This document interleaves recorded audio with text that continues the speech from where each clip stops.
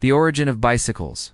Once called Boneshakers, when you think of bicycles today, probably imagine sleek, lightweight frames, smooth tires, and easy pedaling.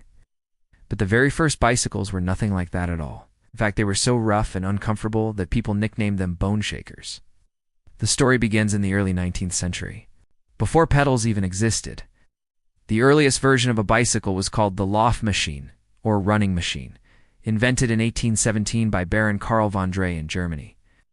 It looked like a wooden frame with two wheels, and the rider had to push along the ground with their feet, almost like a modern-day balance bike for kids. It was nicknamed the Dandy Horse, and it was more of a novelty than a practical machine. Then in the 1860s, French inventors Pierre Michaud and Pierre Lallement made a breakthrough. They added pedals to the front wheel.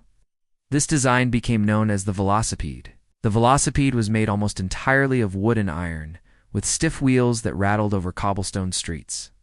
Riding one meant bouncing up and down on every bump in the road.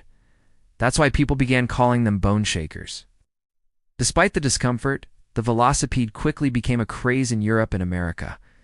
For the first time, people had a personal vehicle that didn't need a horse. It was cheap, fast, and gave riders a new sense of independence.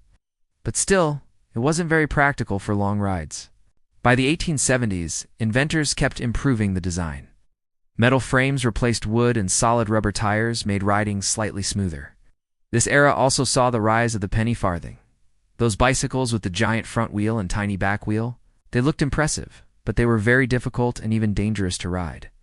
Falling from that height could cause serious injuries, and many riders wore special boots or carried ladders just to mount the bike.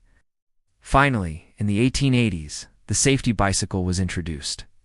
This version had two wheels of equal size, a chain drive to the rear wheel, and inflatable rubber tires.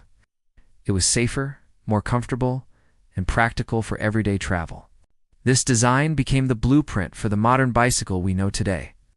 From the shaky wooden Boneshakers to today's advanced bikes, the bicycle's journey shows how an uncomfortable invention can evolve into one of the world's most beloved and eco-friendly ways to travel.